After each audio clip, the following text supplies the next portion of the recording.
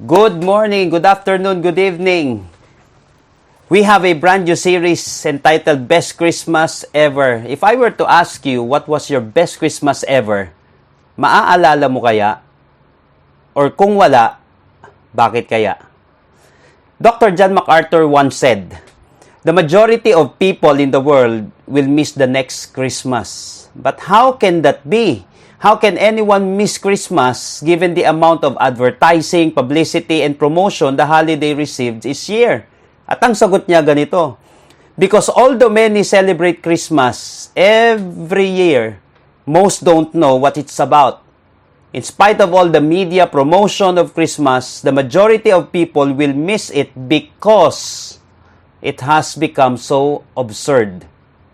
Satan has so cluttered the Christian concept of Christmas with such needless paraphernalia that its true meaning is easily lost." Nakakalungkot kahit na mukhang masaya. No wonder why so many people miss Christmas. Dahil yung sense ng Pasko or yung sense ng kapanganakan ni Jesus ay nalunod na sa dagat ng tradisyon. In fact, when Christ was born in Bethlehem, most people, if not all, missed it. So in this series, we will see why people miss Christmas. And we will also learn how to avoid making the same mistake.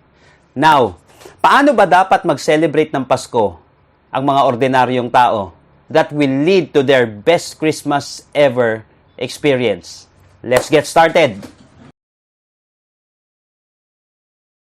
Paano ba ipinagdiwang ang Pasko ng mga ordinaryong tao?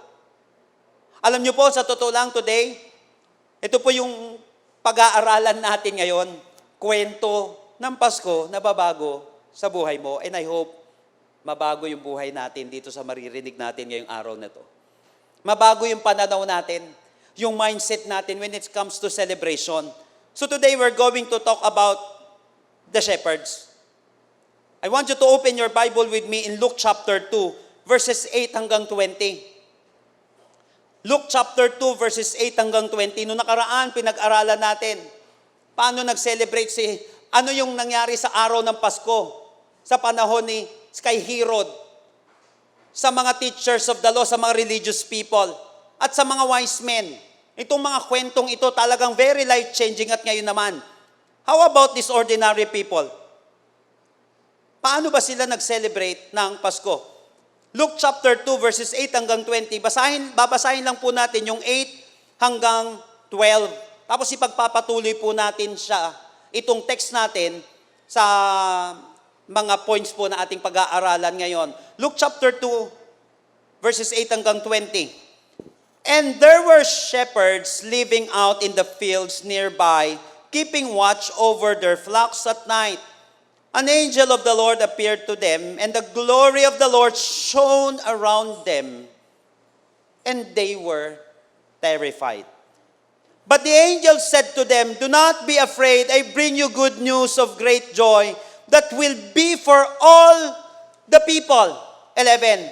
Today in the town of David, a Savior has been born to you. He is the Christ. He is Christ the Lord. This will be a sign to you. You will find a baby wrapped in clothes and lying in a manger." So itutuloy po natin yan, yung verses 15 hanggang 20. Alam niyo po, sa totoo lang today, shepherds are romanticized in nearly every Christmas pageant and even programs. Sa school, sa church, sa community. Talaga pong napakaganda ng kwento patungkol dito sa shepherds na ito. Kapag may mga program, yung iba nagdadamit ng shepherd. In fact, yung panganay ko nga po, nanalo pa dito sa costume. Dahil shepherd yung suot-suot niya. And certainly, mga kapatid, actually, sa panahon natin, okay to. But in the first century, nobody thought shepherds were cute. Hindi po cute sa kanila ang pagiging shepherd. But in fact, mga kapatid, sa kabila ng mga ito, cute din, sa totoo lang, yung nangyari sa mga shepherds na ito. Why? They were first to know yung story or yung magandang balita patungkol sa Pasko.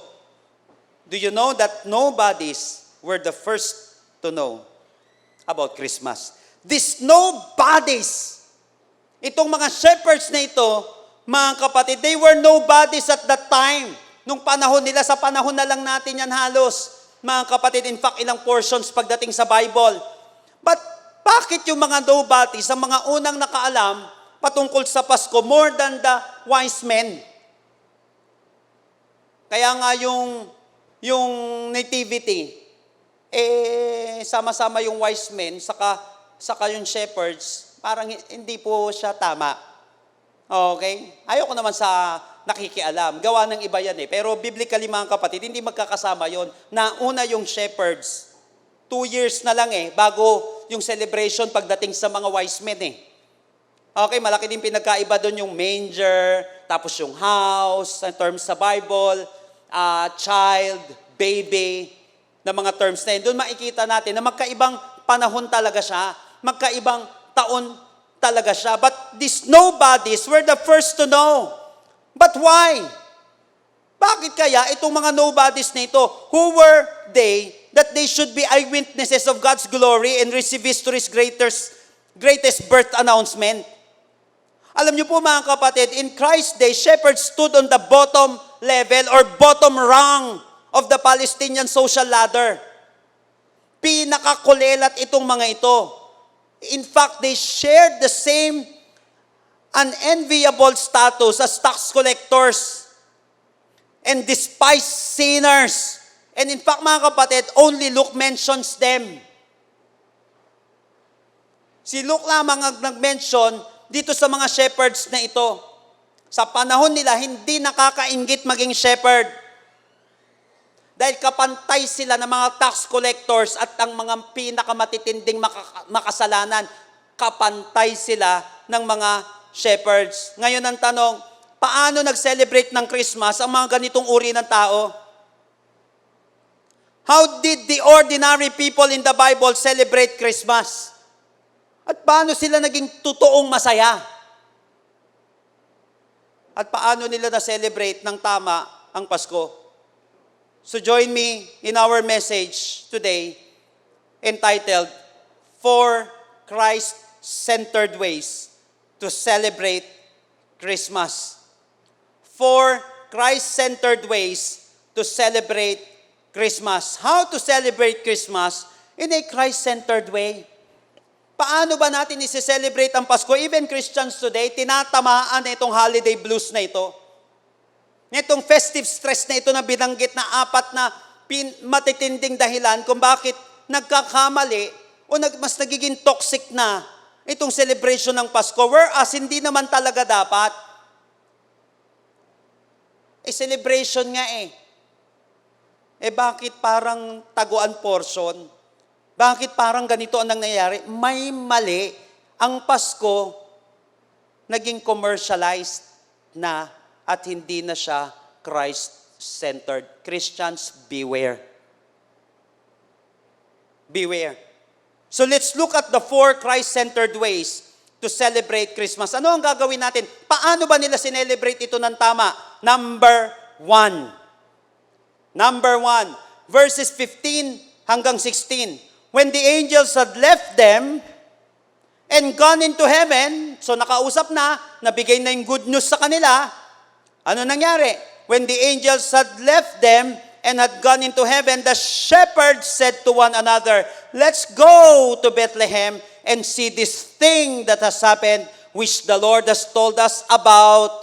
So they hurried off and found Mary and Joseph and the baby who was lying in the manger. 4 Christ-centered ways to celebrate Christmas.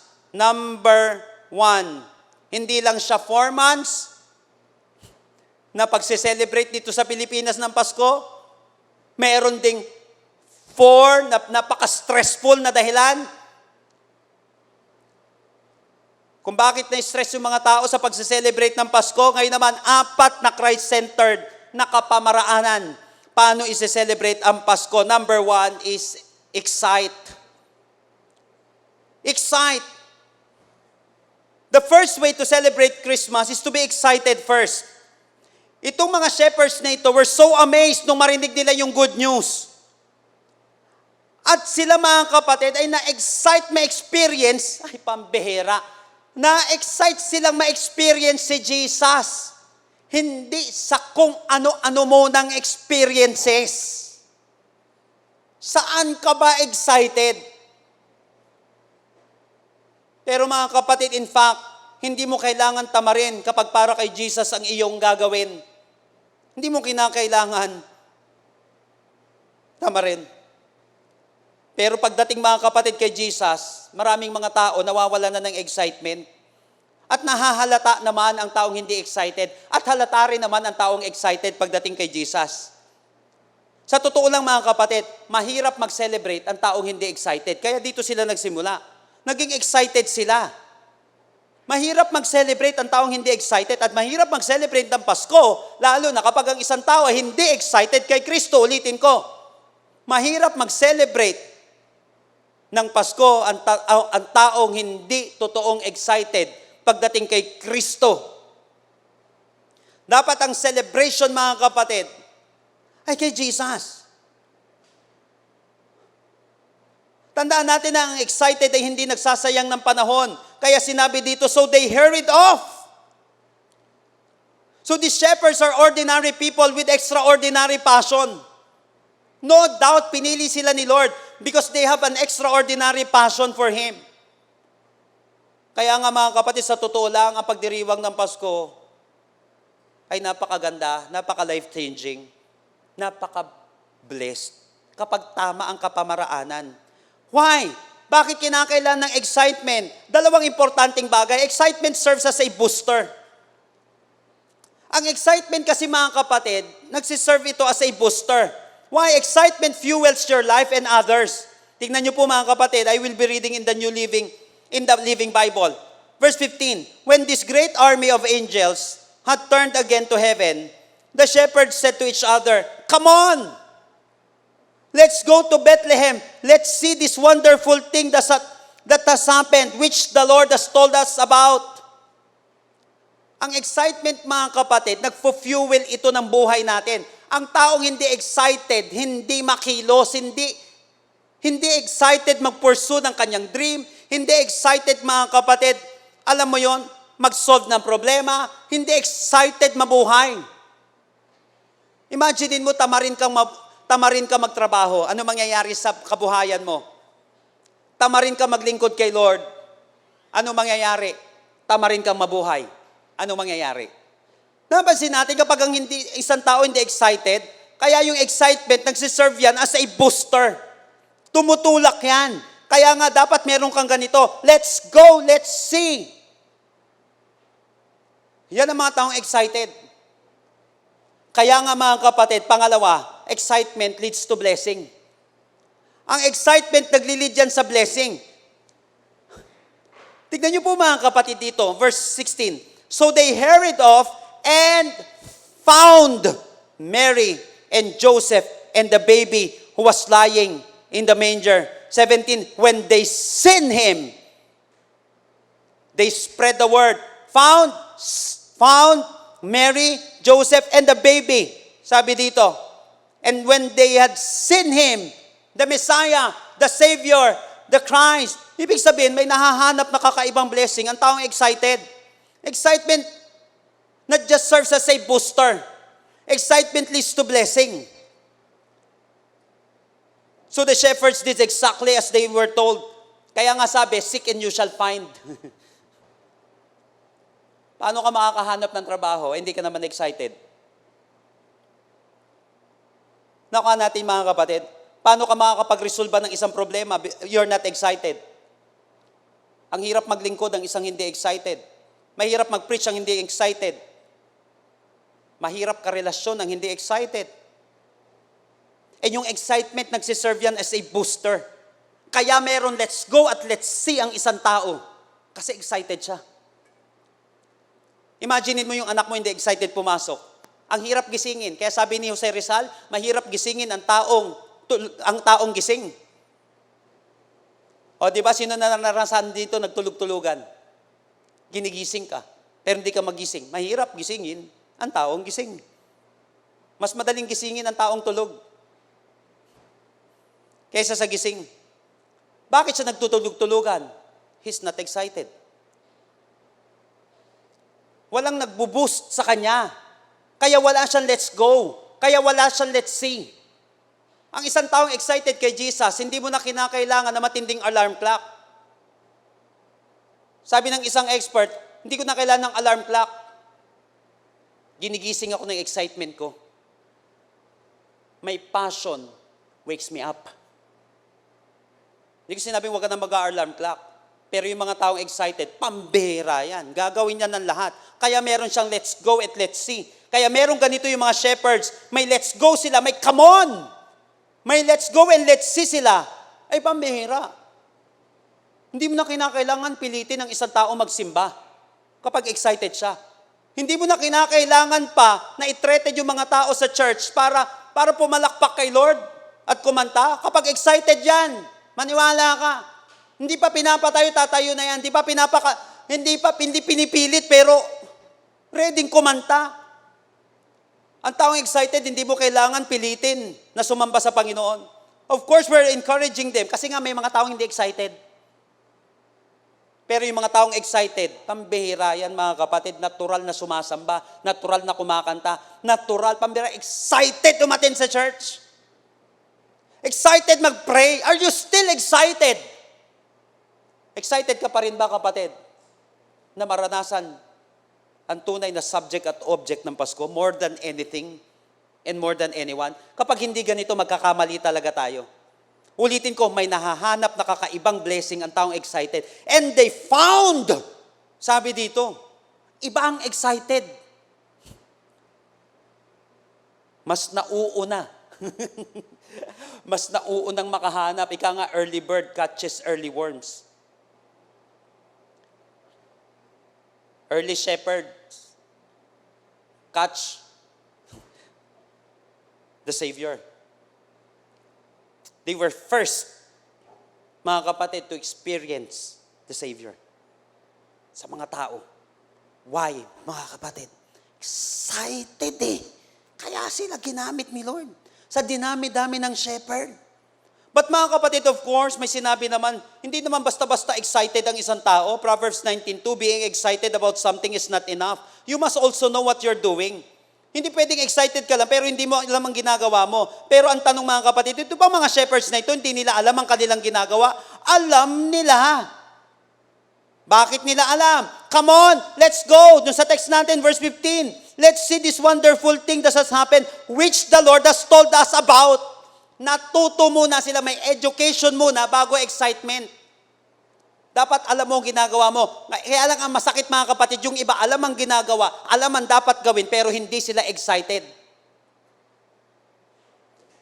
Kaya nga magandang combination mga kapatid, intelligence saka confidence. Maraming mga tao matalino but they don't have confidence, kaya wala nangyayari sa buhay nila. Paano mo i-apply ang isang bagay na natutuhan mo kapag wala kang confidence? Kaya nga sabi ng Bible, we must be doers of the word, not just hearers. Napakinggan mo lang, natuto ka lang, but you don't have the confidence, you don't have the passion, you don't have the excitement. Ganun mga kapatid. Ang pagdiwang nila ang Pasko ng tama, kasi nga, excited sila. So pinagpala sila. Dahil excited sila, pinagpala sila. Kumilos sila at nakahanap sila ng matinding blessing. Walang iba, kundi ang ating Panginoong Kristo ang matindi, naging pagpapala pa sila sa iba. When they had seen Him, 17, they spread the word. Kasi nga excited eh. Napansin mo yung mga taong passionate? Yung mga taong excited? Bukod sa bless sila, nagiging pagpapala rin sila sa ibang tao. Kasi maraming mga tao, kinain ng takot, yung iba naman nakatunganga, yung iba naman nakatulala, yung iba talaga tinatamad. Excite! At ang matindi dito, sinabi nila, let's go! Excite mo sarili mo, excite mo yung ibang tao. Dapat manghawa ka ng excitement. Dahil ito yung mundo na maraming mga tao hindi na excited pagdating kay Lord. Sana mga kapatid, hawaan natin yung ating mundo. Hawaan natin yung bawat isa na mas maging excited tayo kay Lord more than anything. More than anyone. Kasi pag wala kang excitement, unang-una pa lang pagdating kay Lord, magkakamali ka na ng celebration ng Pasko. Dahil hindi ganito biblically sinelebrate ang Pasko. Sa totoo lang mga kapatid, yung mga excited lang ang madalas maka-experience ng tagumpay. At ang pinakamagandang tagumpay ay yung maka-enkwentro mo si Lord. Ito yung pangalawang pag-uusapan natin. How to celebrate Christmas in a Christ-centered way. Excite. Number 2, verses 16 hanggang 18. So they hurried off and found Mary and Joseph and the baby who was lying in the manger.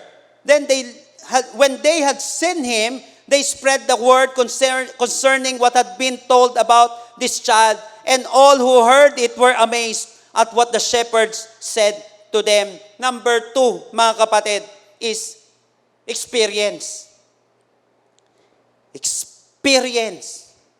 16. So they hurried off and found Mary, Joseph, and the baby.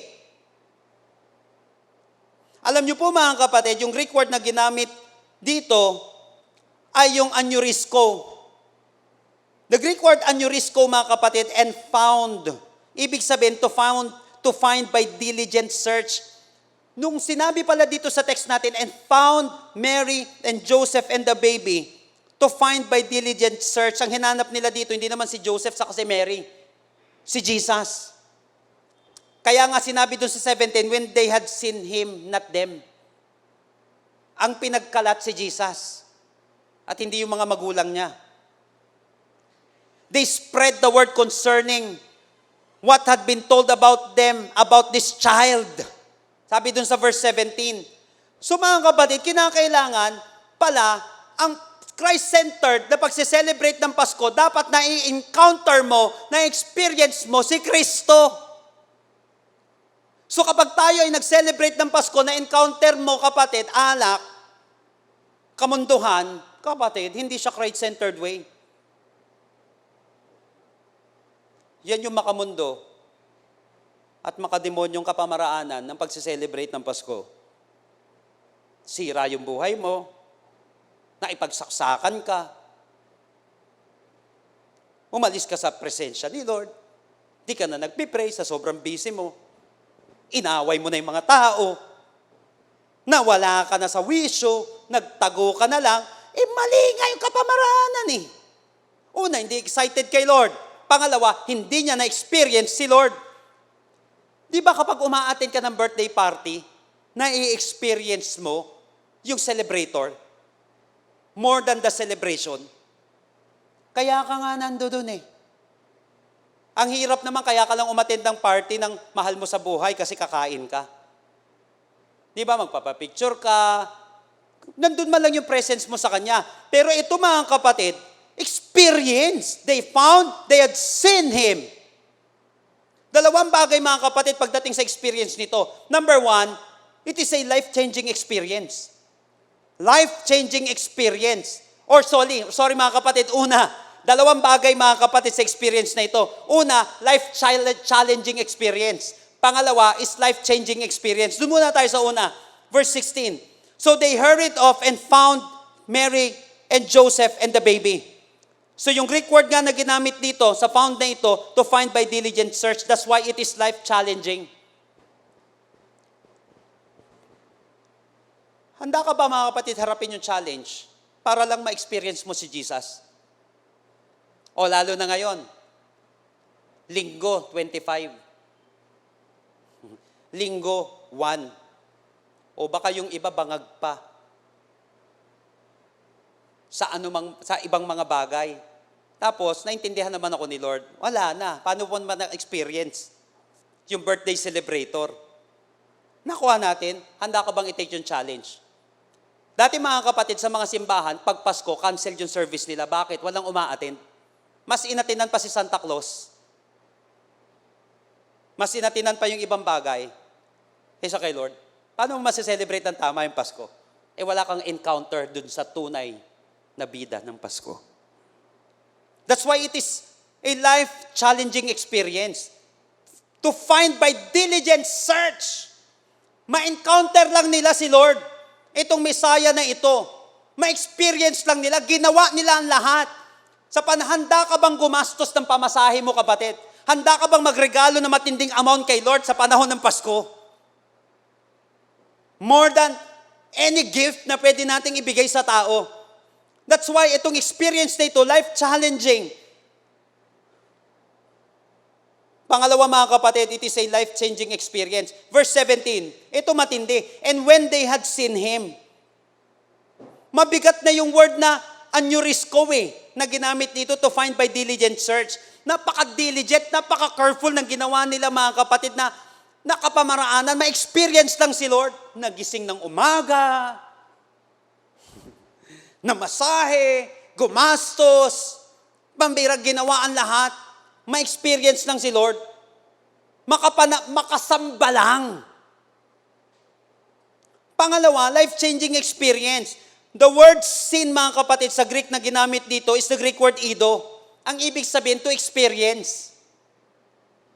Kaya nga mga kapatid, life-changing ito. Yung kanilang celebration, pagdating sa Pasko, experiential.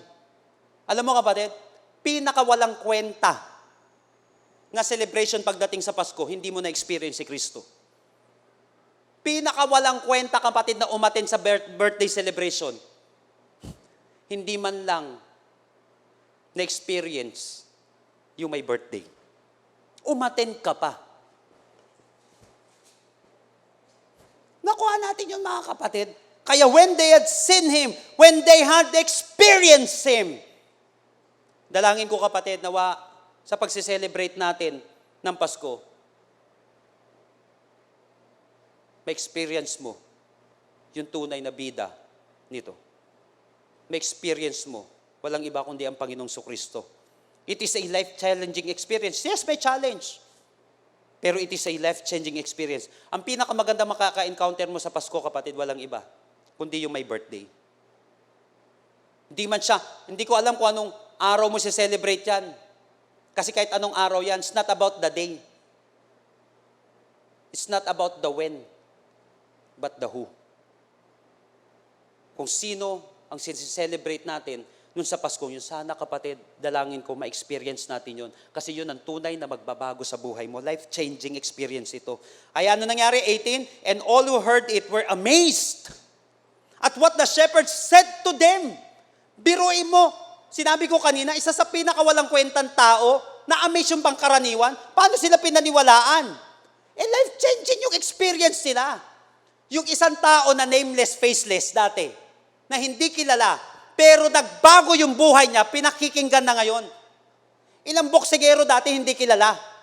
Ilang personalidad dati hindi kilala dahil wala naman nangyari sa buhay nila. Kaya lang nagkaroon sila ng life-changing experience, kaya binabayaran sila para lang ma-interview. Kakaiba kapatid yung nangyari sa mga shepherds na ito. Dahil handa sila dito sa life-challenging experience na ito and life-changing experience na ito. Experience! Pinakamagandang kapamaraanan ng pagse-celebrate ng Pasko. Dahil yung experience mo kay Kristo, yan lang ang tunay na bubuo ng buhay mo. Huwag mong sayangin kapatid yung mensahe ng Paskong ito. How to celebrate Christmas in a Christ-centered way. Number 2 is experience. Sana kapatid, may experience natin yung tunay na mensahe ng Paskong ito. Hindi lang ito kapatid kapanganatakan ng isang baby, kundi incarnation ng Diyos. Pagkakatawang tao ng Diyos. Maabot lang tayo. Di ba ang gandang experience nun? Pangatlo. Verse 17. When they had seen Him, nung maka-encounter nila si Jesus, they spread the word concerning what had been told them about this child. 18. And all who heard it were amazed at what the shepherds said to them. How to celebrate Christmas in a Christ-centered way. Number 3, extend. Extend. 2 things mga kapatid. Dapat ine-extend natin ito sa iba. They spread the word. Nung maka-encounter nila si Lord, hindi nila hinayaan na sila lang ang makaranas nito. Sa sobrang excitement nila, at the same time na-experience nila si Jesus, pambihira, ikinalat nila sa iba. Hinawaan nila yung iba. They spread the word concerning what had been told them about this child. Dalawang bagay mga kapatid, dalawang bagay. Number one, extend the good news thoroughly. Extend the good news thoroughly. Pambihira. Tignan niyo po itong text na ito, napaka-importante, 17. When they had seen him, they spread the word concerning what had been told. Alam niyo po mga kapatid, kaya nagulat ako dito eh. Yung Greek word na ginamit dito is diagnorizo. Itong diagnorizo na ito, alam niyo ba ibig sabihin nito mga kapatid? To publish abroad. Make known thoroughly. That's why in the King James Version, ganito mga kapatid siya sinabi. And when they had seen him, they made known abroad the saying which was told them concerning this child. Paano ba mag-extend mga kapatid? Yung naranasan mo, yung excitement mo, dapat i-sinishare mo sa ibang tao. Sana mga kapatid, itong karanasan mo kay Kristo ay hindi lang ikaw ang nakakaranas. Extend it to others. Extend it thoroughly. Kaya sabi dito, they made known abroad. They made known abroad. Hindi man iba't ibang bansa, pero ito madali na kasi dahil sa social media. Ibig sabihin nito mga kapatid, sa ibang mga tao, na ibahagi nila sa lugar na kanilang binalikan o napuntahan. They made known abroad the saying, it means thoroughly. Kapatid, handa ka bang i-extend ang mensahe, ang pagpapala ng Paskong ito sa ibang mga tao, no matter what the cost? Mapagtawanan ka, mapagsabihan kang KJ, okay lang KJ, basta ang ibig sabihin kay Jesus, okay na yon. Sabihin na nilang killjoy tayo. Sabihin na nilang killjoy ang isang Kristiyano. Sige na, kung para sa'yo hindi masaya yon, naintindihan ko naman. Sa isang atheist, hindi masaya yon. Sa isang taong nanlalata sa relasyon niya kay Lord, hindi masaya yon. Okay na yon. Killjoy ang tawag sa atin nun. Pero sa isang tao na excited kay Lord, hindi tayo KJ in a way killjoy. In fact, mga kapatid, real joy yon. Kasi kay Jesus tayo. Extend. Extend the good news thoroughly. Gawin mo lahat ng kapamaraanan, kapatid. Maibahagi mo lang itong good news na ito. Naka-receive ka pala ng good news, i-share mo, wag mong sarilinin. In fact, mga kapatid, ang mensahe ng Pasko is about sharing. Biruin mo, sinare sa atin ni Lord. Alam mo yung eternity, i-share sa atin ng Panginoon yung kanyang pagmamahal. Di ba ang saya? Sana i-share din natin sa ibang tao. I-share mo si Kristo sa kanila. Yan ang pinakamagandang regalo na mararanasan ng isang tao. Pangalawa mga kapatid, extend the good news truly. Not just thoroughly, but also truly. Verse 17, when they had seen him, they spread the word concerning what had been told about this child. And all who heard it were amazed. Ang sinabi sa kanila mga kapatid, ang ibinahagi sa kanila, yung totoong balita. Mabuting balita. Ang ine-extend mga kapatid, good news. Makatotohanan. Unang kapatid, huwag mong hahayaang mag-celebrate ka ng Christmas na hindi mo na ipagkalat si Jesus. Pangalawang, ibabahagi mo lamang mga kapatid, yung totoo. Huwag mong i-hype yung tao in a way mali. Pwede silang ma-hype katulad ng mga ito. Pero totoo. Masarap maging excited. Masarap ma-hype kapag totoo. Pero kapag hindi totoo, huwag. Ay, alam mo, kapag na-encounter mo si Lord, magiging multimillionaire ka. Pwede. Pero hindi lahat magiging ganun. Kaya tigil-tigilan na natin mga kapatid, yung hindi makatotohanan na pagkikwento katulad kay Jesus. O kabilang side naman, alam mo, pag naging Christian ka, maghihirap ka na lang habang buhay. Dapat maghirap ka. Dapat, huwag kang sumagana. Hindi laging ganun. Although ang buhay ng isang Kristiyano ay hindi laging masaya. Minsan malungkot din. Pero hindi naman laging malungkot. Masaya din. Sila ba? Malungkot? Masaya nga sila eh. Mamaya, susunod natin, last point natin. Ganito ang pagse-celebrate ng Pasko, mga kapatid, ini-extend. Extend the good news thoroughly. And extend the good news truly. Sino sa atin ngayon, handa, kapatid, na gawin ang lahat? Gagawa ka ng party, para lang makatapos may magpipreach ng word. O ikaw naman, kapag nasa social media ka, magsishare ka about the Lord Jesus Christ. Gagastosin mo yun. Yung iba nga, ibuboost pa yun. Isishare sa ibang tao. Para lang maraming makarinig ng word. Gagawa siya ng programa, gagastos siya para ma-invite lang yung mga tao, para makarinig ng good news about the Lord. Susundiin niya yung mga kaibigan niya, December 25, ililibre niya, pero atin muna sila ng church. Makarinig lang yung mga tao kay Lord ng napaka-importanting balita, makareceive lang ng pinaka-importanting regalo. Handa ka bang gawin yan? Yung mga handang gumawa niyan, mga kapatid, maniwala ka. Bukod sa pinagpala sila, nagiging pagpapala sila. Extend the good news truly. Yung totoo, mga kapatid, wag kung sino-sino. Ang isinishare patungkol sa Pasko, dapat yung mensahe ng Pasko. Dapat yung totoong ibig sabihin ng Pasko. Yun ang isishare natin. Nakuha po natin, mga kapatid. Maraming namanghanong isinare nila ito. Biruin mo yung pagpapala nila na ishare sa iba. Dapat ganun tayo, mga kapatid. Share your blessing. And share your greatest blessing na na-receive mo sa buong buhay mo. Extend it to others. How to celebrate Christmas in a Christ-centered way? Extend. Extend it. Then last but not the least. Ito, mga kapatid, verse 20.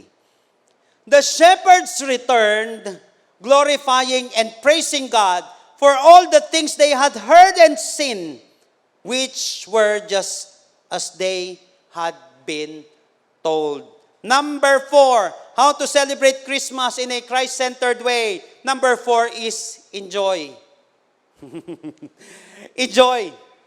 Alam niyo po, mga kapatid, yung Greek word na ginamit dito is doxazo.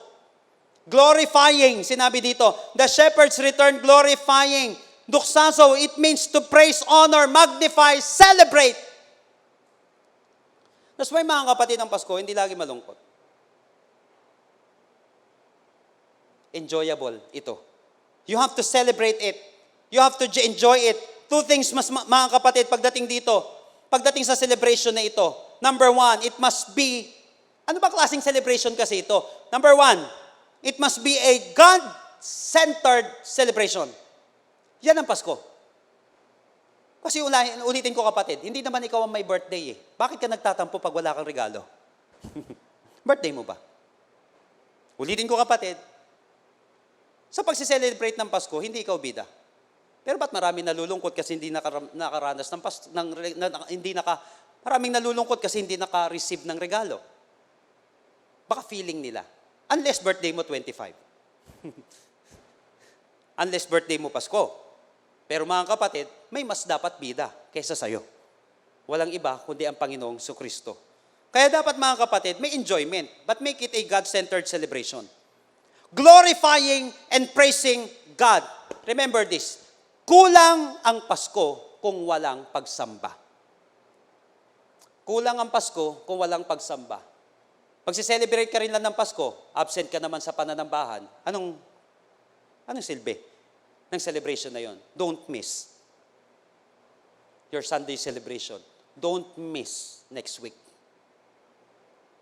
Huwag mong imimiss yung sa mga susunod na linggo, kapatid, don't miss it. Yung every Sunday na ating pagdiriwang, lalo na, mga kapatid, yung Pasko. Lalo na, mga kapatid, yung araw ng pananambahan. Whether it is Sunday, Saturday, o anumang araw, mga kapatid, ng pananambahan nyo, saan man kayong bansa. Ang importante, i-celebrate mo yan in a God-centered way. Ibig sabihin ng God-centered, isipin natin, naluluwalhati ba si Lord sa celebration na ito? Kung kayo ay dudrugahan lang dyan, hindi siya God-centered. Demon-centered siya. Nakuha natin mga kapatid, ang enjoyment dapat nakakaluwalhati kay Lord. Ulitin ko kapatid, hindi masamang may enjoy. Gusto nga ni Lord, enjoy mo buhay mo eh. Kasi ang the greatest enjoyment mga kapatid, ay yun nasa loob ng kalooban ng Panginoon. Kasi hindi ka mapapahamak doon, hindi mapapariwara ang buhay mo.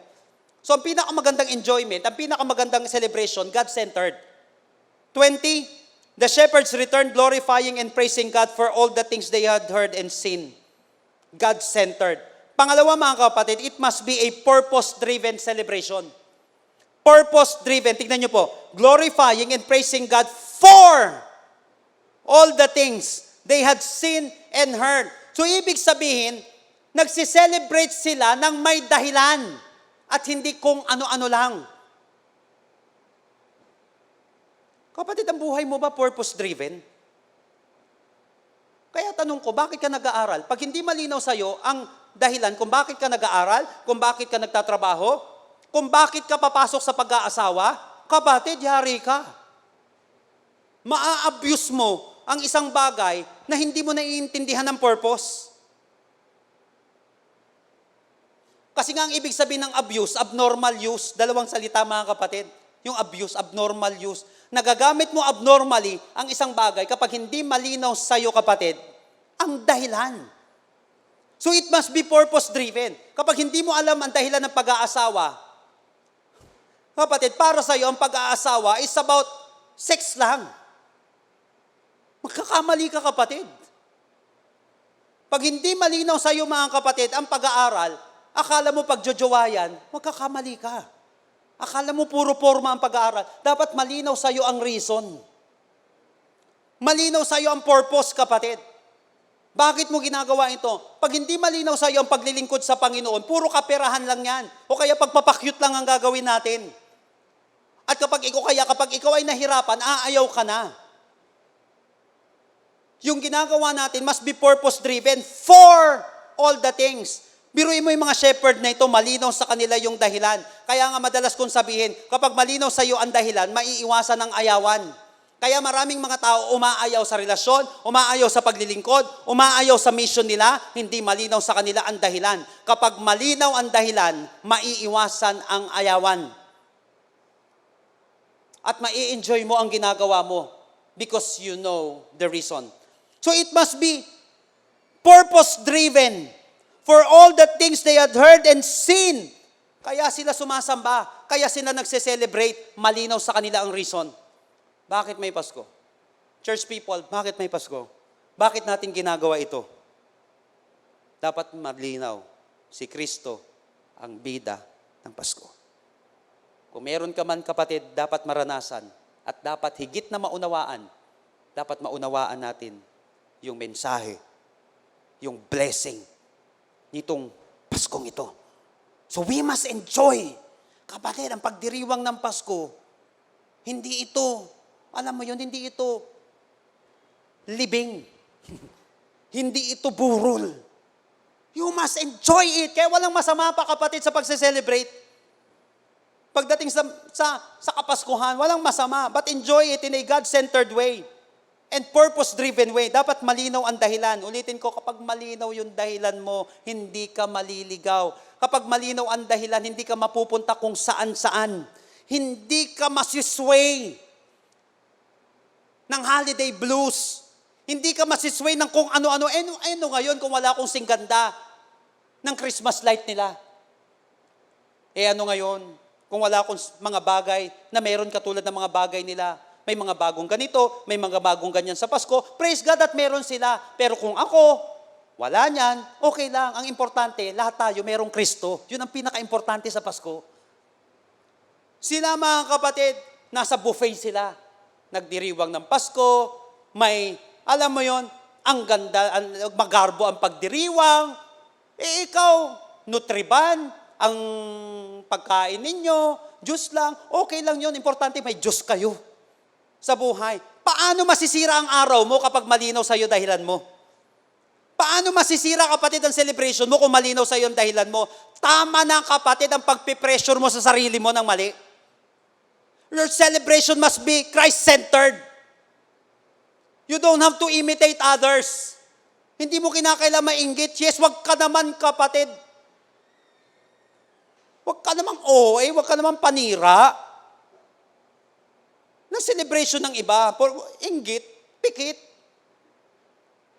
Wag ka namang inggitero. Pero mga kapatid, dapat may security ka. Kasi alam mo yung dahilan mo eh. Kung ba't nagsiselebrate, nakuha natin mga kapatid, eto palang isasalba ka na nito. Hindi ka mababaon sa utang, maniwala ka. Maraming nabaon sa utang noong Pasko. Kabaon-baon. Imbis na maganda yung next year nila, baon sa utang, maniwala ka. Kasi nga, hindi Christ-centered yung pagdiriwang eh. Commercialized way, mga kapatid, and secularized way. Baon sa utang. Nagkaaway-away sila. Dahil dyan sa pinagagawa nila kung ano-anong party na hindi Christ-centered. Minsan nga, church people pa, nangyayari ito eh. Kasi nga, nadala na ng emosyon. Nadala na, mga kapatid ng mundo. Kaya kailangan marinig ang mensaheng ito ng buong mundo. Marinig natin ito para maging tama ang pagsiselebrate natin sa araw ng Pasko. How to celebrate Christmas in a Christ-centered way? Number 1 is excite. Importanteng excitement kasi nagsiserve ito as a booster. Excitement leads to blessing. Yung mga taong excited, sila yung mga taong blessed. Gaano ka-excited ma-experience si Lord? Maranasan ang mensahe ng Pasko. Diyan magsisimula, kapatid, yung mga bagay na maaabot mo at mararanasan mo sa iyong buhay. Number 2 is experience. It must be a life-challenging and life-changing experience. Huwag mong hahayaan na lilipas na lang itong ganitong uri ng pagdiriwang na hindi mo na-experience, yun dapat ipagdiwang. Dahil napakayaman ng mensahe ng Pasko. Bumabago ang buhay at bumabago ng buhay ng ibang tao. Number 3, extend. Extend the good news thoroughly. Gawin mo ang lahat. Maranasan lang ng iba yung naranasan mo. Huwag mong sarilinin. Kapatid, it is meant to be shared. At hindi lang siya ma-experience personally. Extend the good news truly. Yung tunay na mensahe ng Pasko, yun ang i-share mo. Huwag kung ano-ano. Ulitin ko. Yung tunay na mensahe ng Pasko, yun ang i-share mo. Huwag kung ano-ano. Kung ano-ano. And then enjoy. You must enjoy it. It must be a God-centered celebration. Sana mga kapatid sa celebration natin, nandun yung celebrator. And extend the good news. Or, it must be a purpose-driven celebration. Malinaw, kapatid, yung mabuting balita. Kaya mo ginagawa ito kasi gusto mo rin na makareceive sila ng mabuting balita sa kalagitnaan ng napakasasamang balita. And I will end with this in verse 20. Eto, kapatid, huwag kang kukurap. Huwag kang aalis. Dito tayo mag-i-end. Tignan mo. The shepherds returned, verse 20, glorifying and praising God for all the things they had heard and seen, which they were just as they had been told. Kapatid, ang Pasko ay panahon ng paglapit sa Diyos. Ito ay panahon ng pagkakalat ng good news. Ang Pasko ay panahon ng pagsamba. Kaya nga mga kapatid, ito ang pinakatama. Pagsamba at pagdakila sa Kanya. Now, the shepherds returned. Sabi dito. Kapag naging malinaw sa atin, sino ang mga shepherds na ito? Mamamangha ka sa kwento ng Pasko. Alam niyo po ba mga kapatid, kung anong tawag sa mga shepherds at anong paningin sa mga shepherds? Umpisa pa lang. Ano ang sinabi, kapatid, sa umpisang libro sa Bible?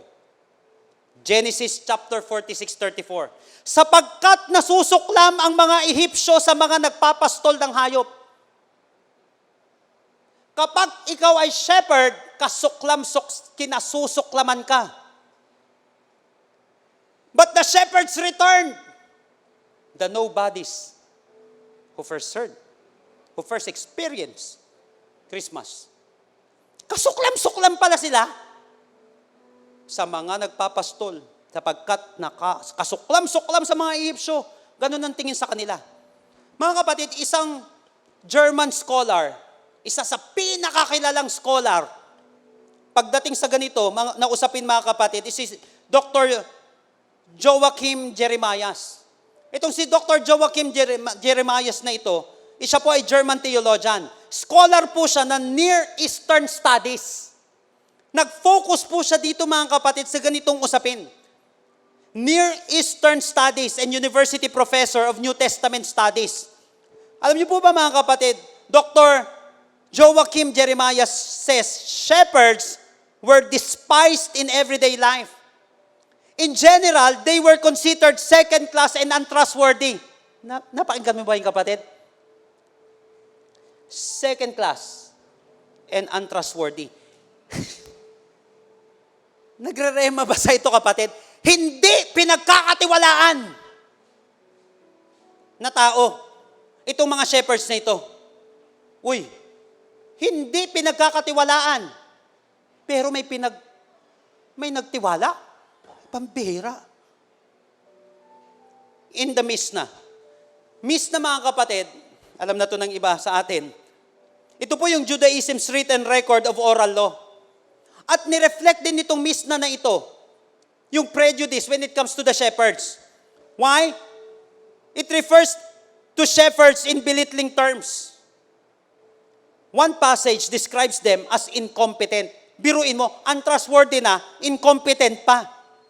Another says, no one, eto tingnan nyo sinabi dun sa Mishnah, no one should ever feel obliged to rescue a shepherd who has fallen into a pit. Kapag nadisgrasya, kapag nalubog ang isang shepherds, wala kang obligasyon na iligtas sila dahil wala silang kwenta.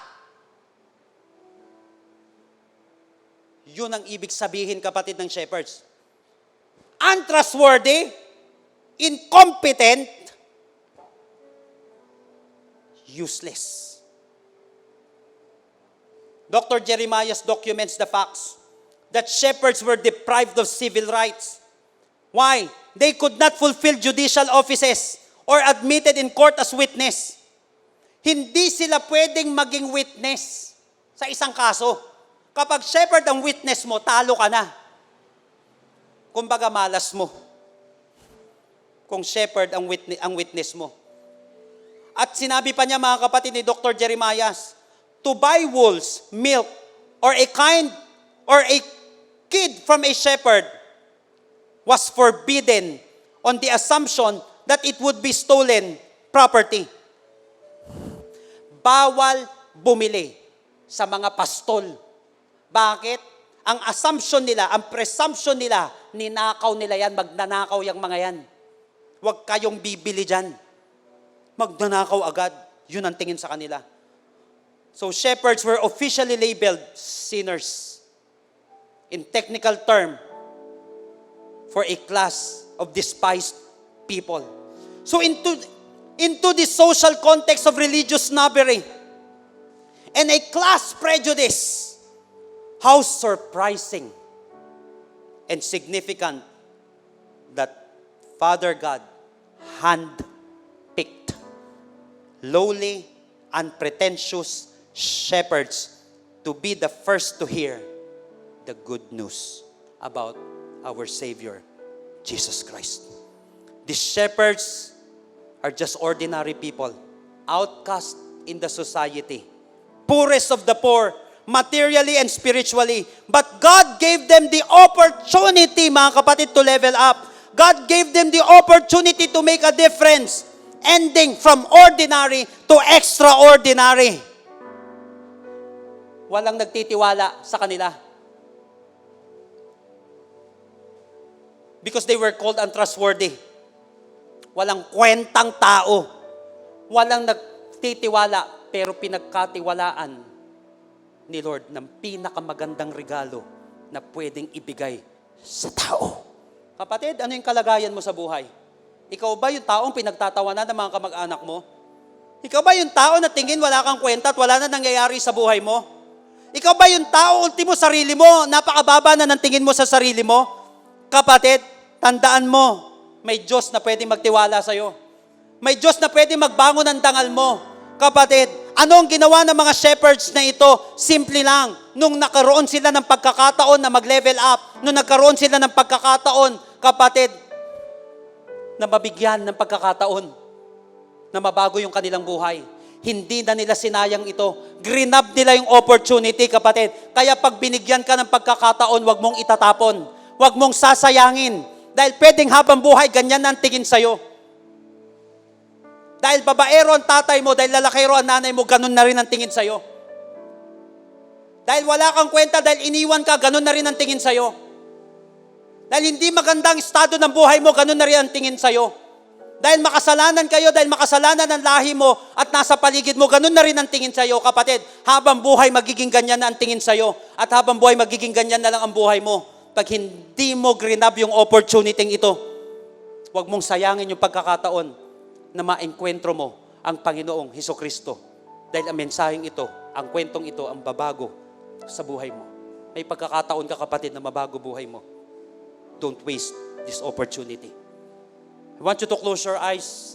Ikaw at ang Panginoong Jesus ngayong oras na ito. Naniniwala ako, kapatid, na meron dito na pakinggan mo ang mensaheng ito. Hindi ko alam kung ano ang pinagdadaanan mo sa buhay. Hindi ko alam, kapatid, kung anong estado ng buhay mo, anong kalalagayan ng puso mo. Ba't ngayong araw na ito, nais kang baguhin ng Panginoon sa pamamagitan ng mensaheng ito ng Pasko? Huwag mong sayangin ang Panginoong Hesukristo. Huwag mong sayangin yung pagkakataon na maengkwentro mo siya. Masamba mo siya. At maranasan mo siya. More than any experience, nawa ma-experience mo si Jesus ngayong araw na ito. Who wants to experience Jesus today? Dahil ito na ang pinakamagandang regalo na mararanasan mo. At ito rin yung pinakamagandang regalo na mai-share mo sa mga tao. Hindi bawal mag-enjoy. Pero pinakamagandang pag-i-enjoy, kapatid, yung tunay na nagbibigay ng kasiyahan at kagalakan sa puso mo at sa mundo. If you want to experience Jesus today, I want you to pray this prayer with me right now, but make it your personal prayer. And I believe, mga kapatid, that after this, your life will never be the same again. Kausapin mo si Lord. Huwag mong itapon yung oportunidad na ito na ibinibigay sa'yo ni Lord. Naniwala ka, mababago buhay mo. Isang kwento na mababago, na magbabago sa buhay mo at sa buhay ng isang tao. Sumabay ka sa panalangin ito. At naniniwala ko, kapatid, may kakaibang mangyayari sa buhay mo after ng enkwentro mo ay Kristo. Tell it to Jesus right now, Lord Jesus, come into my life. I surrender my heart to you. I admit that I'm a sinner. But I believe that you are my Savior. Starting today, be the Lord of my life. Save me. In Jesus' name. Amen. Kapatid, kung ipinanalangin mo ito sa unang pagkakataon, at ito din yung unang pagkakataon na seryoso mong isinuko yung buhay mo kay Lord, kapatid, more than any celebration, more than any enjoyment, ito yung tunay na makapagbibigay sa iyo, kapatid, ng tunay na kagalakan. I-enjoy mo yung relationship mo kay Lord. I-endure mo lang yan, kapatid, kakayanin mo yan. Tutulungan ka, may habag ang Panginoon. Mga taong pinagtatawanan, mga taong walang pakialam sa kanila, mga tao. Mga tao may prejudice na agad, porket ganito magulang ko. Porket ganito nangyari sa akin dati. Porket ganito ang pamumuhay ko. Kapatid, hindi porket ganyan ka na habang buhay. Mag-iiba lang yan dahil kay Kristo. Because of Jesus Christ, you can be different and you can make a difference. Father, in the name of Jesus, I lift up to you my brothers and sisters who are experiencing this kind of prejudices, Lord. Lord, yung mga lumaki, Panginoon, sa mga broken families, Lord. Yung mga tao, Panginoon, ang kinagisnan nila, hindi magandang uri ng pamumuhay ng kanilang pamilya. Kinagisnan nila, Panginoon, ay napakatinding kahirapan. Kinain na ng kamunduhan, immoralidad, na sumira sa kanilang pamilya, sa kanilang lugar, maging sa kanyang buhay. Lord, I pray, God, for a fresh encounter, a personal encounter with you, God. Lord, katagpuin mo po ang kapatid na ito. Pagalingin mo po, Panginoon, ang sugat sa kanyang puso. Paghilumin mo pa po, Panginoon, lahat ng sugat na ibinato sa kanya ng mga tao. Yung sugat na ginawa niya sa kanyang sarili, Panginoon, kaya siya nagkakaganito ngayon. Lord, I pray for your spirit right now. Lord, to encounter my brothers and my sisters today. In the name of Jesus, ibangon mo po ang mga taong ito. Marahil may mga katulad ng shepherds dito na wala ng tiwala sa kanya, mga tao. Panginoon, hindi pinagkakatiwalaan. Pero salamat dahil may hari na mga hari, Panginoon na mga Panginoon, Diyos na makapangyarihan sa lahat na nagtiwala sa mga taong katulad namin na nagkasala at hindi katiwa-tiwala. Pagkatiwalaan mo po ang kapatid na itong muli, Panginoon, ng tagumpay sa pangalan ni Jesus. Kapatid, I want you to receive your breakthrough right now. Pagkatiwalaan mo po ang kapatid na ito, Panginoon, ng himala sa kanyang buhay. Pagkatiwalaan mo po, Panginoon, ang kapatid na ito ng kasaganaan na magagamit niya, Panginoon, para maging pagpapala siya sa iba. Pagkatiwalaan mo po, Panginoon, ang kapatid na ito ng bagong buhay, bagong puso. Pagkatiwalaan mo po siya, Panginoon, ng isang maayos na pamilya, isang maayos na relasyon, isang maayos na anak. Sa pangalan ng Panginoong Hesus, tanggapin mo ang mga pagpapalang ito, kapatid, na nagmumula sa ating Panginoon ngayong oras na ito. Lumapit ka kay Lord, dahil si Lord lang ang tunay na magbabago sa buhay mo, ang tunay at pinakamagandang mensahe ng Pasko. Personally, kapatid, ikaw sa kasi Lord, i-renounce mo lahat ng mga dead words na binigay sa iyo ng mga tao. Magpatawad ka, kapatid, ngayong araw na ito para makawala ka sa kulungan. Ang pinaka matinding pagbawi, hindi na lang pagganti, pagbawi na lang sa mga taong gumawa sa iyo ng masama, ay pagbabago ng buhay mo. Tunay na tagumpay na galing sa ating Panginoon. Huwag ka magbitbit ng mga bagay na kung saan magdadala sa iyo padausdos. Dalhin mo yung mabuting balita ni Kristo. Damhin mo, kapatid, yung yakap ng tunay na nagmamahal sa iyo at nagtitiwala sa iyo at sinasabi makakabangon ka muli. Mababago ang buhay mo. Hindi ka ba nagtataka, kapatid, yung hindi pinagkatiwalaan, pinakamasamang tao, inihalin tulad, kapatid, sa pinakamasasamang tao? Ang tawag kay Jesus, Shepherd!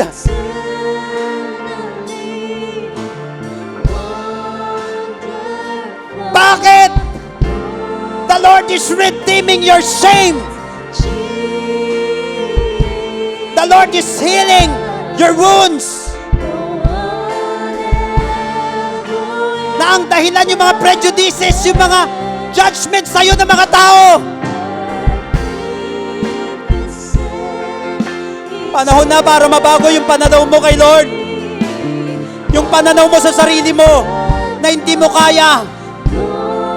Dahil si Lord nagbabago ng buhay. You need Jesus. You need to absorb the true message of Christmas. God is so magnificent. Come